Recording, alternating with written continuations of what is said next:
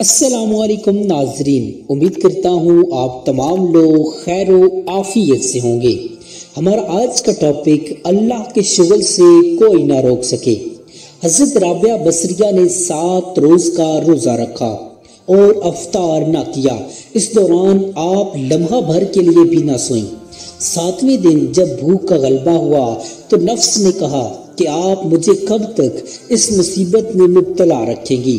اس دوران ایک شخص آیا اور اس نے آواز دے کر کھانا آپ کی دہلیز پر رکھا اور چلا گیا۔ آپ نے وہ کھانا لا کر رکھا اور چراغ روشن کرنے لگی۔ اس دوران بلی آئی اور اس نے سارا کھانا گرا دیا۔ آپ نے پانی کا کوزہ بھرا اور روزہ افطار کرنا چاہا تو چراغ گل ہو گیا۔ آپ نے اندھیرے میں پانی پینا چاہا تو کوزہ ہاتھ سے گر کر ٹوٹ گیا۔ آپ نے افسردگی میں کہا، الہی یہ کیا معاملہ ہے؟ غیبی ندا آئی کہ رابعہ، اگر تو چاہتی ہے کہ دنیا کی نعمت تجھے دے دوں اور اپنا غم تیرے دل سے واپس لے لوں، کیونکہ میرا غم اور دنیا کی نعمت ایک دل میں کبھی اکٹھی نہیں ہو سکتی۔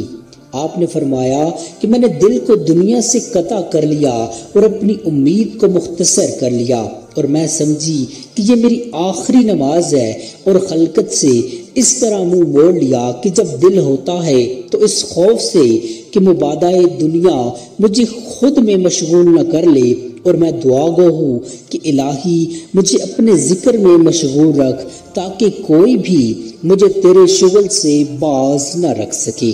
امید کرتا ہوں آپ کو ہماری آج کی ویڈیو پسند آئی ہوگی۔ مزید ایسی انفارمیٹیو ویڈیوز دیکھنے کے لیے چینل کو سبسکرائب کر لیجیے۔ جزاک اللہ خیرہ۔